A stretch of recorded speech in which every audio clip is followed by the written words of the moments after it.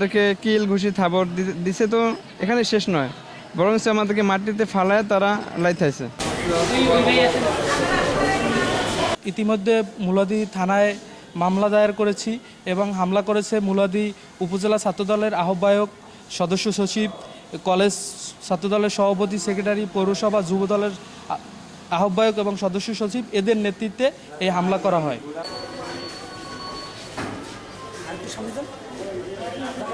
তো এরকম যেন কি অত্যাচারের শিকার না হয়, শুধু ছাত্র শিবিরে নয় বরং সাধারণ জনগণও এইরকম সন্ত্রাসী সংগঠনের কাছে নিরাপদ নয়।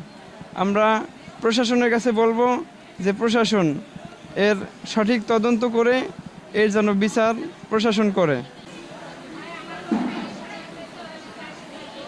যে আক্রমণ করা হয়, আমাদের যে ভাইদের উপর যে হামলা চালানো হয়, এর তীব্র এবং প্রতিবাদ জানাচ্ছি। পাশাপাশি আমাদের প্রেস রিলিজ দেওয়া হয়েছে, বিভিন্ন মিডিয়ার মাধ্যমে দেশবাসীকে জানানো হয়েছে এবং আমরা পরবর্তী প্রশাসনের প্রতি আহ্বান থাকবে দ্রুত সময়ের ভিতরে, এখন পর্যন্ত কাউকে এখন পর্যন্ত গ্রেপ্তার করা হয়নি, দ্রুত সময়ের ভিতরে যেন তাদেরকে